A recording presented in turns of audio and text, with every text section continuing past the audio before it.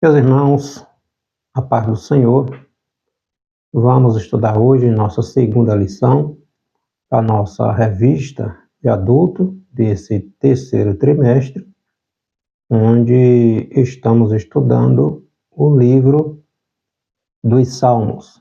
Nossa primeira lição, você vê aqui no link abaixo, onde estudamos o Salmo primeiro, Salmo onde vai nos mostrar ali o contraste entre aqueles que andam nos caminhos do Senhor, é um bem-aventurado, e aqueles que andam, permanecem, se assentam no meio daqueles que zombam de Deus, da sua palavra e tudo aquilo que representa o Senhor. Hoje vamos estudar o Salmo 23, salmo muito conhecido, onde vai nos dizer, o salmista vai fazer ali uma comparação, né, entre o pastor e a ovelha. Salmo 23, o Senhor é o meu pastor.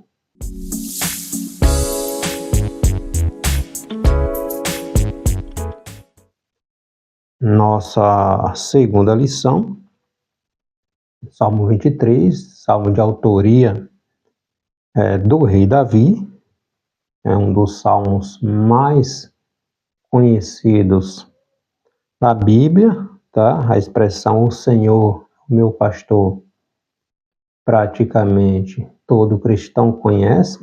Esse Salmo 23 é muito conhecido e essa expressão traz consigo exatamente o que o salmista quer dizer, ou seja, a questão da confiança em Deus. O Senhor é o meu pastor. Os objetivos da nossa lição: identificar o autor, data, classificação e o caráter espiritual do Salmo 23, reconhecer que a figura do pastor nos inspira a plena confiança em Deus e enxergar em Deus a figura do anfitrião que nos trata como filhos ilustres. O nosso texto áureo está no Salmo 23, verso 4. Ainda que eu ande pelo vale da sombra da morte, não temerei mal nenhum, porque tu estás comigo, o teu bordão e o teu cajado me consolam. A nossa verdade prática diz que quem confia em Deus não teme nem a morte. E nossa leitura bíblica está aqui no Salmo 23, salmo de autoria do rei Davi, tá? Então nós temos neste salmo uma das páginas mais conhecidas da Bíblia, tá? Que é o Salmo 23. Nele, Deus é representado na figura de um bom pastor e de um agradável anfitrião. Prepara-me uma mesa no meio dos meus inimigos. É um salmo muito conhecido e nós vamos estudar um pouquinho, né? E refletir um pouquinho sobre este salmo de autoria do rei Davi. Primeiro tópico da nossa lição, falando sobre os aspectos gerais: autoria, título e data, classificação e espiritual e intimista, tá? Então este salmo, novamente, ele é de autoria do rei Davi. Davi foi o segundo rei da história de Israel. O primeiro foi Saul, da tribo de Benjamim, Davi, da tribo de Judá. Davi era um pastor, cuidava das ovelhas do seu pai, quando Deus chama o profeta Samuel para ir até Belém para ungir um dos filhos de Jessé, a rei sobre Israel.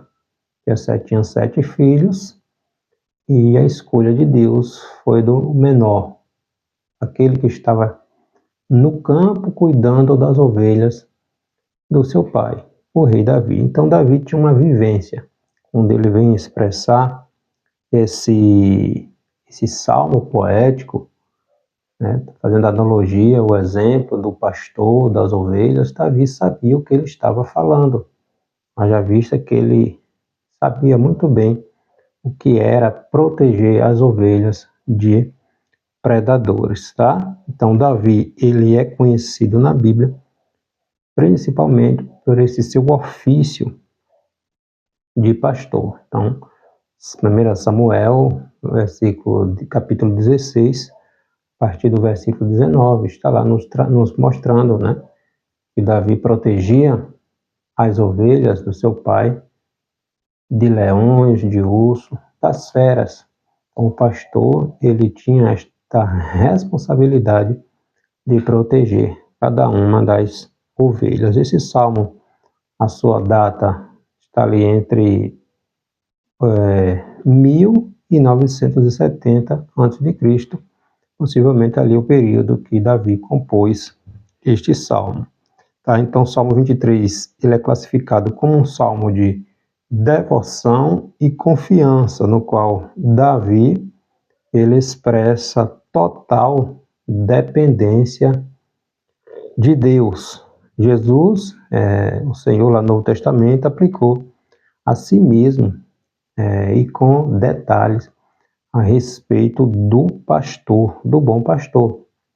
Está no capítulo 10 do Evangelho escrito pelo apóstolo João. Jesus vai dizer que ele é o bom pastor. O bom pastor, ele dá a sua vida pelas suas ovelhas. Ele diz: ninguém tira de mim a minha vida. Eu mesmo dou por amor das minhas ovelhas. No Evangelho escrito por Lucas, capítulo 15, Jesus também falando ali sobre a parábola da ovelha perdida. Então, cuidado que o pastor tem com suas ovelhas. O pastor, ele deixa 99 em segurança no aprisco e vai em busca daquela que se havia perdido, que havia se desgarrado do rebanho. Tá? Aí o pastor deixa aquelas 99 protegidas, vai em busca daquela que havia se perdido. Encontrando, ele encontra a ferida, machucada, ele cura as suas feridas, né? Coloca a ovelha sobre os seus ombros e traz em segurança para o aprisco, para o convívio com as demais ovelhas, ali em segurança, tá? Então, o rei Davi, ele vem ilustrar, retratar justamente o cuidado que o pastor, ele precisa ter com as suas ovelhas. O Salmo 23 também, Davi expõe, né, da melhor forma poética, todo o amor que deve existir entre o pastor, o sumo pastor, nosso bom pastor, Deus, e o homem, a ovelha, né, a partir de sua rica experiência pastoril e ele se submete à condição, no caso aqui o rei Davi, quando ele está compondo este salmo, tá? Aí ele se submete ali à condição servil de uma ovelha, que simplesmente se deixa conduzir pelo seu pastor. Então as ovelhas, ela ouve, escuta a voz do pastor e conhece. É isso que Jesus vai falar lá no Evangelho escrito por João, capítulo 10, versículo 27. As ovelhas conhecem a voz do seu pastor, ela identifica e segue, porque ela sabe que ele vai proteger, que ele vai livrar dos perigos e vai conduzi-lo a pastos verdejantes, onde tenha alimentos saudáveis para ela, tá? Então, considerando que o autor do Salmo ou foi quem detém na prática o conhecimento humano da profissão pastoril, no caso o rei Davi, nós temos aqui um chamado antropoformismo, que é atribuir formas humanas a Deus, da pessoa de Deus, né, para explicar profundamente esta relação, enquanto o homem assume o papel de uma ovelha e Deus o papel do pastor, tá? Davi também lembra, aqui nesse Salmo 23, o árduo trabalho de um pastor, tá? Que ele podia assumir a condução ali de milhares de animais. Então era um trabalho de grande responsabilidade que só podia ser bem cumprido mediante o amor e a cumplicidade entre o pastor e as ovelhas. Então, Jesus disse: as minhas ovelhas, elas conhecem a minha voz. E ela vai ver que tem segurança, porque em N oportunidades, o pastor, ele protege a ovelha, ele cuida da ovelha, ele leva a ovelha a se alimentar, a beber água, né? Boa água. Então o pastor, ele vai ter sempre este cuidado de proteger, de entregar, como o próprio Jesus disse: eu mesmo entrego a minha vida pelas minhas ovelhas. Então o pastor, ele tem esta responsabilidade. O segundo tópico da lição: o bom pastor, plenitude e paz, veredas de justiça, e não temerei. Então, Salmo 23, verso 1 e 2, o Senhor é o meu pastor, nada me faltará. Ele me faz repousar em pastos verdejantes, alimento, né? Leva-me para junto de águas tranquilas, de águas de descanso. Então, a ovelha, ela tem segurança no seu pastor, porque ela sabe que ele vai cuidar dela, tá? Então ela diz: não, nada me faltará. Esta palavra não quer dizer ausência de problemas. Não é isso que o salmista está dizendo aqui. Ele diz: o Senhor é meu pastor, nada me faltará. Ou seja, não preciso de um outro Deus. O Senhor supre as minhas necessidades. Não tenho necessidade de mais ninguém. Deus é suficiente para mim, tá? Então não quer dizer que não vou ter problemas. Não quer dizer, como muitos dizem aí, pare de sofrer. Não é isso, não tem nada a ver com prosperidade. Está dizendo aqui que Davi está declarando a suficiência de Deus para a sua existência humana. Aquilo que eu preciso, meu Deus supre na minha vida, entende? Não tem nada a ver com riquezas, com posses. Não foi isso que Jesus quis dizer, tá? Aí vai falar também: nada me faltará. Ele me faz repousar em pastos verdejantes, tá? Apontando para um estado de total dependência de Deus pela confiança que depositamos, que temos nele. Especialistas, eles vão dizer que as ovelhas, elas não se deitam facilmente se não se sentirem plenamente seguras, alimentadas. É bom também pontuar que as ovelhas não conseguem enxergar além de, no máximo ali, 10 metros. Depois de 10, 11 metros, 12 metros, no máximo ali, é a distância que elas conseguem enxergar. Então elas são extremamente dependentes do cuidado do pastor, tá? Por isso elas vivem sempre em rebanho, né? Estão sempre juntas. Então o pastor, ele precisa estar atento, né?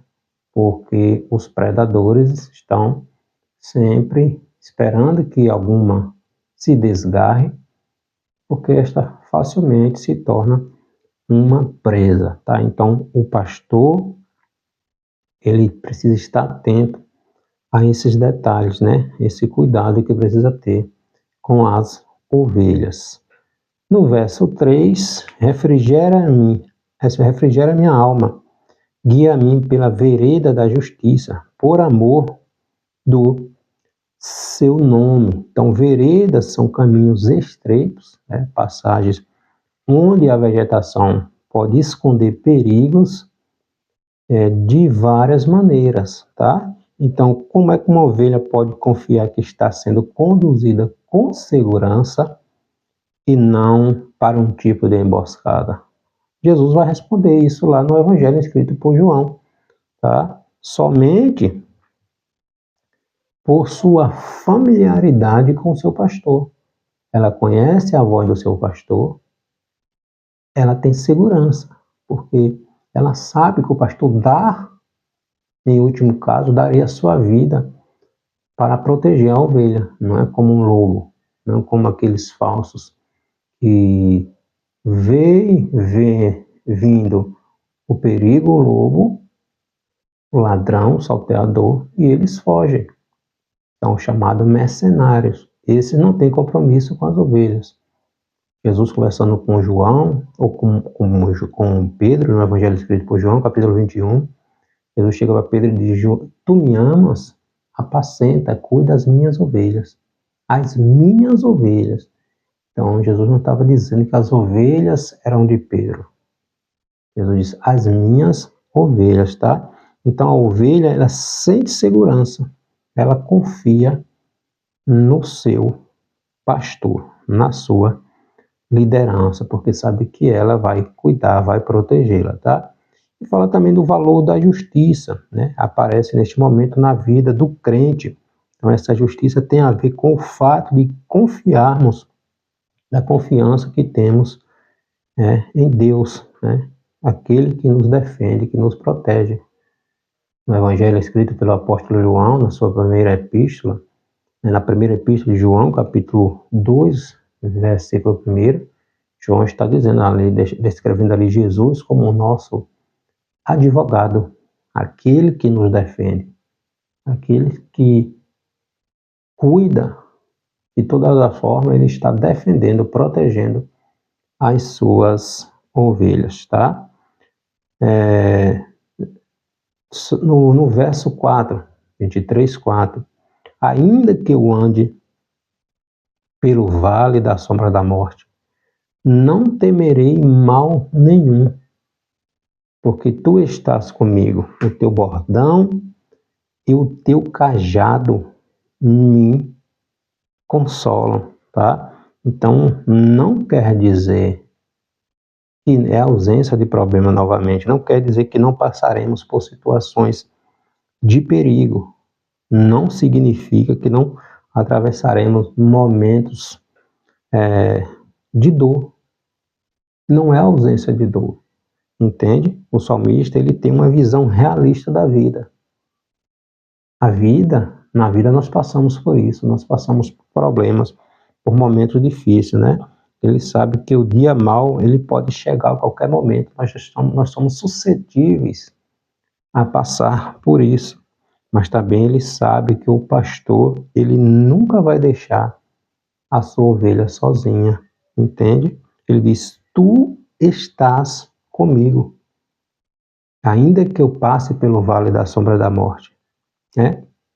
Eu ande, não está dizendo que eu vou permanecer no vale, eu vou passar por ele, mas o Senhor está comigo. Não temerei mal algum, porque tu estás comigo, o teu bordão, o teu cajado me consolam, entende? Então ele sabe que ainda que esse momento inseguro venha, lhe cause momentos ali de dificuldades, entende? Ele será consolado, porque o pastor está com ele. O pastor não lhe abandona. Nosso Senhor disse que no mundo nós passaríamos por problemas, por aflições, mas ele está conosco, tá? Não é ausência de problemas, é apesar dos problemas, o meu pastor, o meu bom pastor está comigo. Ele não vai me deixar só. O guarda de Israel, ele não dorme, ele não tosqueneja, ou seja, ele não cochila. Ele está sempre atento, cuidando das suas ovelhas, tá? O terceiro tópico da nossa lição: o pastor que honra. Honra pública, unção de honra, bondade e misericórdia. No verso 5, parte A, prepara-me uma mesa na presença dos meus adversários. Então, a primeira parte aqui do verso 5 do Salmo 23 menciona um antigo costume dos reis orientais daquela época, né, para declararem publicamente as alianças feitas a seus respectivos aliados. Esses reis costumavam oferecer grandes banquetes públicos. A ideia ali era mostrar que seus convidados estavam, a partir daquela cerimônia, sob a guarda e proteção do rei. Dali em diante, os adversários daqueles convidados saberiam que não poderia mais atingi-lo, porque a partir daquele momento eles estavam sob a proteção, sobre a vigilância do rei, tá? Então, os inimigos dos justos, eles estariam presentes, né? Prepara-me uma mesa na presença dos meus inimigos. Então, os inimigos eles estariam ali presentes, estariam atentos, mas a partir daquele momento eles estariam já cientes de que aqueles estavam sob a proteção do rei. Dali em diante estaria sobre a honraria do rei. Faz nos lembrar também um pouco ali do episódio ali registrado no livro de Esther, quando Amã traçou aquele plano, fez aquela forca na praça para nela enforcar o judeu Mardoqueu, né, o primo de Esther. Só que quando o rei Assuero ele tem um sonho, ele perde o sono e mandam que leia uma das crônicas do rei, e o cronista começa a ler justamente a parte ali onde Mardoqueu descobriu um plano, né, de alguns assistentes ali do reino que queria matar, assassinar o rei.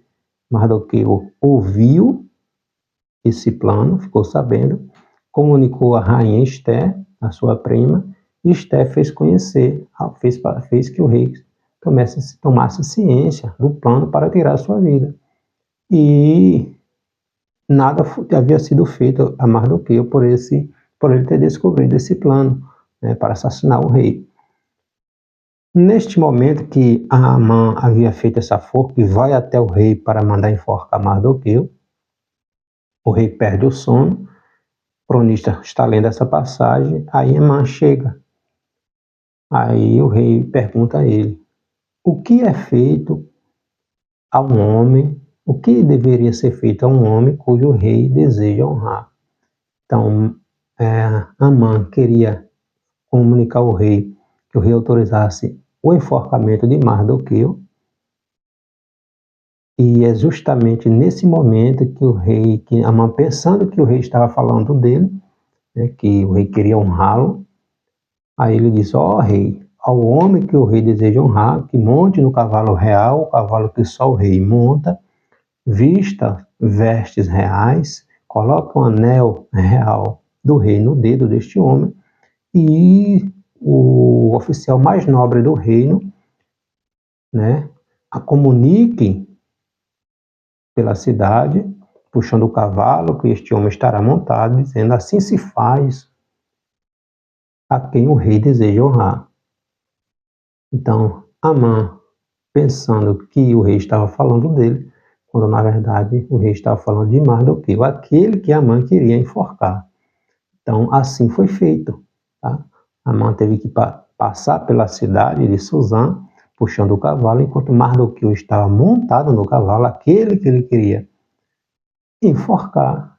Mardoqueu montado no cavalo, vestido de trajes reais, com o anel do rei no dedo, e aquele que queria enforcá-lo, puxando o cavalo a pé e dizendo, assim se faz ao homem a quem o rei deseja honrar. Então, prepara-me uma mesa no meio, na presença dos meus inimigos, tá?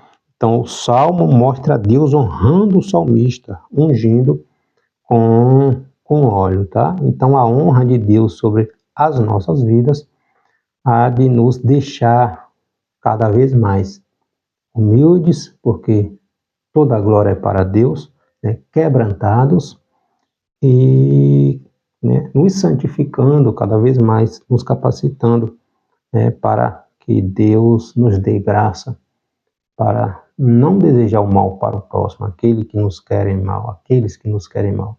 Mas orarmos para que Deus mude o coração dessas pessoas, tá? Como Jesus vai dizer lá, registrado lá no Evangelho, escrito por Mateus, né, para a gente não retribuir do mesmo jeito, agir diferente, que é o da outra face, né? Agir diferente, mostrar que somos diferente, tá? O homem, a mulher de Deus, ele age diferente. Então, Deus só se torna um anfitrião honrador para as ovelhas que tem antes como o bondoso pastor e nele confia, tá? No 23, verso 5, parte B, diz: unge minha cabeça com óleo, o meu cálice transborda. Unge minha cabeça com óleo, o meu cálice transborda, tá? Então, segundo estudiosos, o óleo era um óleo perfumoso que representava a hospitalidade e favor, transbordando o cálice que simboliza ou simbolizava uma grande generosidade ali para com o anfitrião. Nós vemos isso lá em Lucas, capítulo 7, versículo 36 a 38, quando Jesus estava na casa de Simão, né? Aquele mestre da lei, aquele fariseu, e entra uma mulher chamada pecadora, e a mulher, com óleo, com unguento precioso, derrama ali sobre Jesus e enxuga com os cabelos.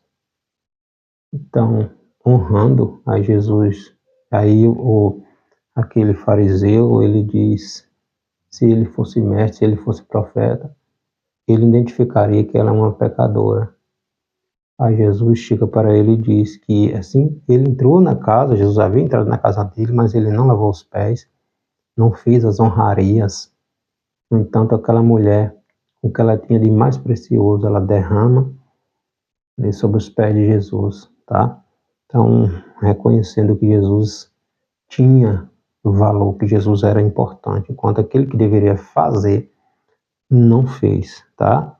E no 23, Salmo 23, verso 6 diz: bondade e misericórdia certamente me seguirão todos os dias da minha vida, e habitarei na casa do Senhor para todo sempre. Então, muitos pecadores com vidas destruídas foram completamente restaurados por Deus e servidos por Ele com graça.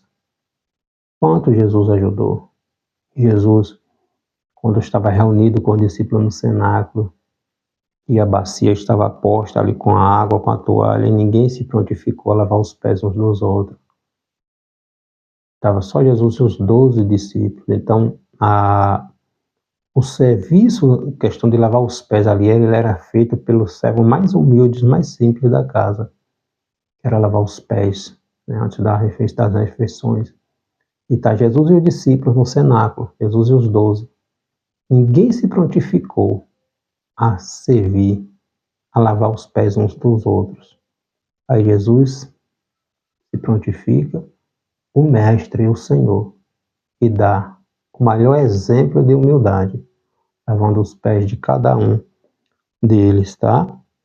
Então, milhares de pessoas outrora foram vítimas de palavras de morte, mas contemplaram uma realidade de bênçãos inimagináveis quando passamos a confiar na palavra do Senhor. O Senhor, Ele é o meu pastor. Ele é completo.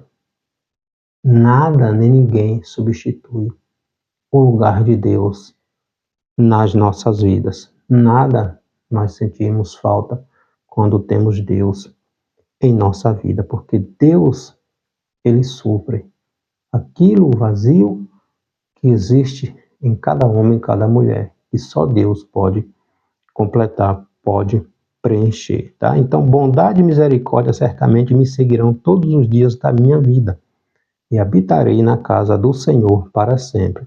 Então, no último verso aqui do Salmo 23, Davi nos lembra os dois valores divinos que justificam e explicam toda a beleza e profundidade deste Salmo 23, né? O Salmo do pastor e do anfitrião. E habitarei na casa do Senhor para todo sempre. Então, o salmista, apesar de todos os problemas, ele chega à conclusão de que a sua vida será conduzida debaixo da bondade e da misericórdia de Deus, porque a bondade e a misericórdia do Senhor me alcançará e habitarei na casa do Senhor. Então, a ideia de servir a Deus por toda a vida. Não tem como mais a gente olhar para trás, né, depois de conhecermos e experimentarmos, né, o Senhor como nosso pastor, como nosso anfitrião, né, de nossas vidas. Como cristãos, nós precisamos anelar por estar com Cristo para todo sempre, para sempre, para sempre e para sempre, né? E devemos perseverar, é nossa obrigação perseverar, como Jesus vai registrar lá em Lucas capítulo 18, falando sobre a persistência daquela senhora que tinha uma causa na justiça e tinha um juiz que não temia a Deus, nem temia homem nenhum. Mas de tanto aquela senhora insistir para que ele julgasse a sua causa, ele, para se livrar daquela senhora, resolveu a causa dela. Então, de tanto ela insistir, ela obteve vitória, tá? Então, nós devemos perseverar para que nos achemos fiéis no momento, na ocasião da vinda de Cristo.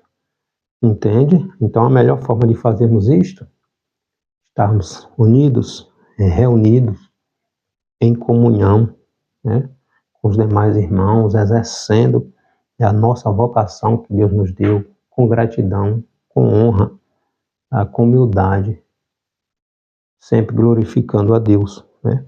Mantendo a nossa vida em comunhão estreita e íntima com Deus, glorificando, honrando, dando sempre o exemplo. Então, o salmista vai dizer: o Senhor é o meu pastor, nada me faltará. Se eu tenho Deus na minha vida, Deus me completa. Ninguém, nem nada, substitui a presença do Espírito Santo nas nossas vidas. Amém? Deus abençoe.